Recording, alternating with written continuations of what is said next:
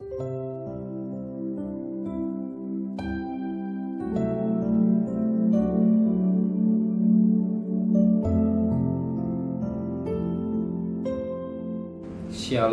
pagi, mari bersama-sama tundukkan kepala, pejamkan mata sejenak.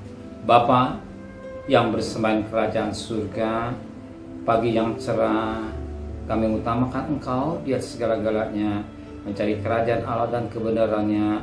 Maka kami mengadakan mesbah pribadi, mesbah keluarga. Kami boleh naikkan pujian penyembahan kepada Tuhan. Kami rindu untuk mendengarkan renungan firman-Mu.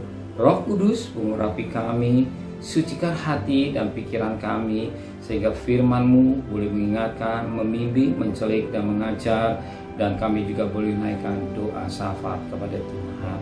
Haleluya, amin. Shalom, pagi, mari sama-sama kita akan membaca firman Allah. 1 Petrus pasal yang pertama, 1 Petrus pasal yang pertama, ayat pertama sampai ayat yang kedua.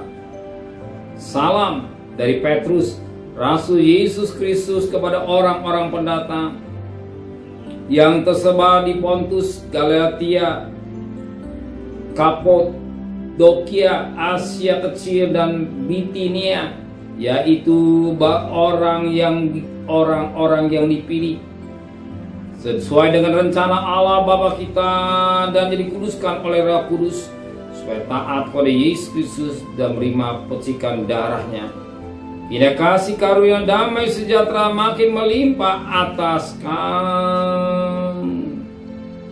Puji Tuhan. Salam Petrus sebagai Rasul Kristus kepada orang-orang pendatang Pontus, Galatia, dan lainnya. Salam ini juga ditujukan kepada kita.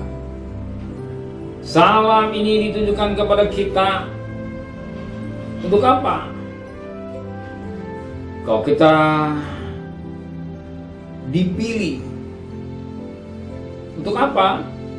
Perhatikan ayat 2. Yaitu orang-orang yang dipilih sesuai dengan rencana Allah Bapa kita, dan dikuduskan oleh Roh Kudus, supaya taat kepada Yesus Kristus dan menerima percikan darahnya. Kiranya kasih karunia dan damai sejahtera makin melimpah atas kamu. Jadi kita orang-orang yang dipilih. Kita ada orang-orang yang dipilih. Ya. Nama yang dipilih pasti ada kelebihan. Ya.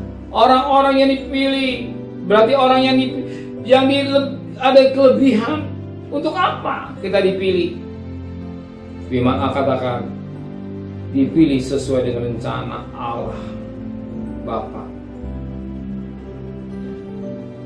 Dipilih untuk menjadi umat kesayangannya. Dipilih dari lumpur dosa untuk menjadi anak kesayangannya. Sebagaimana Yohanes 1 ayat 12, pada siapa yang percaya disebut anak-anak Allah, menjadi anak-anak Allah, bukan anak-anak iblis atau anak-anak yang hidup dalam dosa, tapi anak-anak yang hidup dalam kekudusan. Pasti ada tujuan. Maka dikatakan firman, tujuan apa? Supaya taat kepada Yesus Kristus dan menerima percikan darah. Percikan darah. Ingat, semua benda-benda di dalam tabernakel Krismewel, ya, ruangan maha suci dipercik dengan darah. Semua barang-barang di dalam tabernakel dipercik dengan darah. Kita juga dipercik dengan darah Kristus untuk menjadi miliknya, tandanya bahwa kita milik Kristus. Ingat bangsa Israel dalam Keluaran 12 ayat 13, percikan darah hisop, ambang dan jenapit, bahwa anak sulung dari binatang sampai manusia tidak akan dibunuh kalau ada tanda percikan darah. Kita adalah sulung Allah. dapat diselamatkan melalui percikan darah. Tanpa pertumpahan darah tidak ada keselamatan, tapi karena darah Kristus kita mau taat dan kita mau sungguh-sungguh menghargai akan pengorbanan Tuhan, dan kita tidak main-main dosa. Amin. Kita tidak main-main dosa. Amin. Kita tidak main-main dosa atau kita kembali pada dosa yang lama, tapi kita hidup dalam kekudusan. Amin. Terima kasih Bapa di surga buat kasih karunia yang melimpah dalam hidup kami, serta perjalanan kami berdagang, bekerja, sekolah, kuliah. Kembalikan besok pagi tubuh yang sehat, dan kami mengadakan mesbah pribadi, mesbah pokok. Berkati Bapak Presiden, Wakil Presiden, para Menteri, para Gubernur, para Bupati, para Wali Kota, para Camat, para Lurah, para RW, para RT, para medis, para relawan, para Polri. Berikan hikmat yang dari surga, istimewa takut kepada Tuhan. Saudara kekasih, terimalah berkat nikmat dari Allah Bapa, cinta kasih sayang dari Tuhan Yesus Kristus, dan berkat Roh Kudus dan dari saudara mulai hari ini sampai Maranatha Tuhan datang.